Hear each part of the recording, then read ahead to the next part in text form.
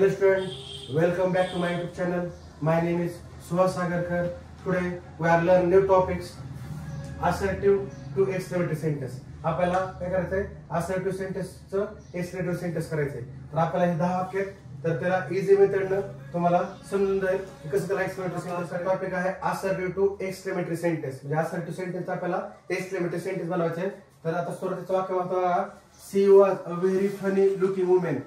तर आता व्हेरीच्या अगोदर हे अ आर्टिकल्स आले तर त्यामध्ये वाक्य सुरुवात आपण व्हॉटने केली. त्यानंतर फनी लुकिंग वुमेन हे पुढचा पार्ट आहे तसा घेतला आणि वाक्यातला सब्जेक्ट कोणता आहे? शी.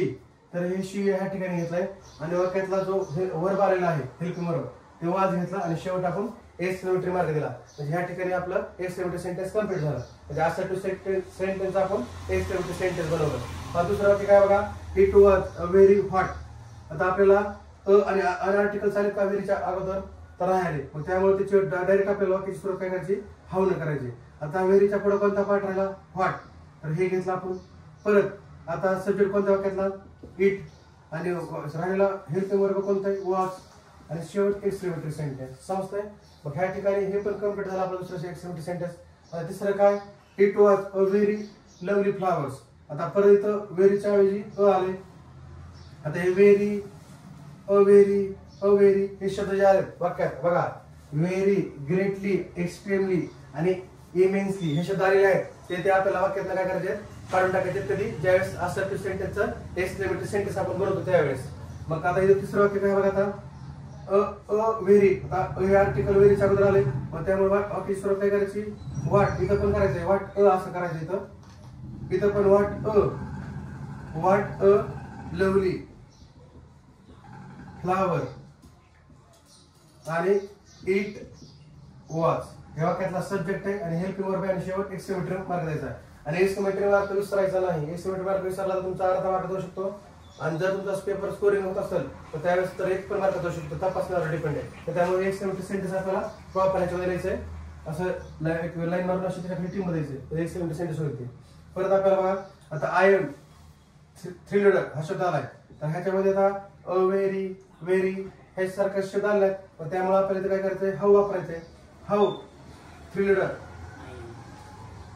आय एम आणि डायरेक्ट एक्सक्लेमेटरी सेंटेन्स. समजतंय? त्याच्या पुढचं बघा, इट इज स्ट्रेंज. आपण काय केलं? सुरुवात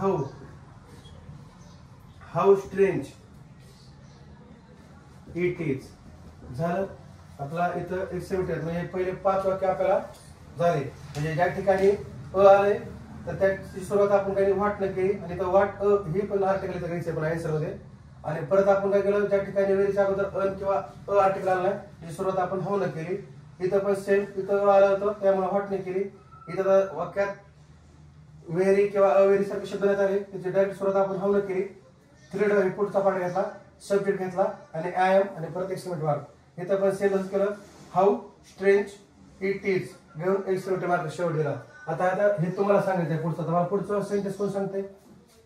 how bright I grew right. आणि इथं एक्सक्लेमेटरी सेंटेन्स. समजतंय? म्हणजे हे एक्सक्लेमेटरी सेंटेन्स ह्या ठिकाणी आपलं 6 वाक्य पण कंप्लीट झालं. त्याच्यानंतर दिस इज अ स्ट्रेंज रिक्वेस्ट. आता काय करायला? आता याच्या इथे शब्द आलाय तर इथं काय करायचं आपल्याला? व्हॉट. ह्या वाक्य सुरुवात व्हॉट न करायची. अ स्ट्रेंज रिक्वेस्ट आणि दिस इज आणि शेवट एक्सक्लेमेटरी सेंटेन्स. परत आता येते बघा 8 वाक्य, ही वॉज व्हेरी थर्स्टी. आता वाक्याच्या नुसतं व्हेरी आलंय तर त्यामुळे वाक्य सुरुवात हाऊ न केली. त्या पुढचा पार्ट आहे सांगितला थर्स्टी. त्याच्यानंतर वाक्याचा सब्जेक्ट जो आहे तो काय? ही आणि हेल्पिंग वर्ब काय? वॉज. त्यामुळे आणि शेवट काय केले? Exclamatory sentence. परत बघा, your party was very enjoyable.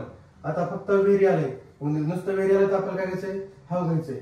Very आला असेल तर आपल्याला व्हॉट घ्यावं लागतं. नुसतं आलंय नुसतं व्हेरी आलं त्यामुळे हाऊ घेतलं. त्याच्यानंतर पुढचा पार्ट आहे enjoyable. How enjoyable your party was आणि शेवट एक्सक्लेमेटरी सेंटेन्स वर लिहिल्यानंतर. परत आता ही वॉज अ व्हेरी कीन लर्नर.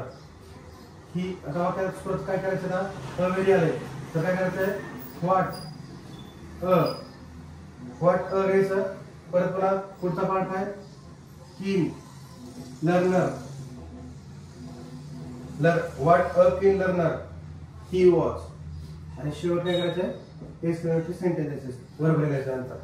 तर अशा प्रकारे आपले हे 10 वाक्य झाले assertive sentence to exclamatory sentence. आता उद्या आपण उलट घेऊ. आता उद्या exclamatory sentence to assertive sentence करू. तर ह्या ठिकाणी तुम्ही जर पूर्ण व्हिडिओ बघितला तर तुम्हाला how assertive sentence to make the exclamatory sentence लगेच समजून जाईल. आणि ह्या ठिकाणी हा फॉर्म्युला, तर हा फॉर्म्युला लक्षात ठेवायचा तुम्हाला. आणि वाक्यात जर व्हेरी, ग्रेटली, एक्स्ट्रीमली आणि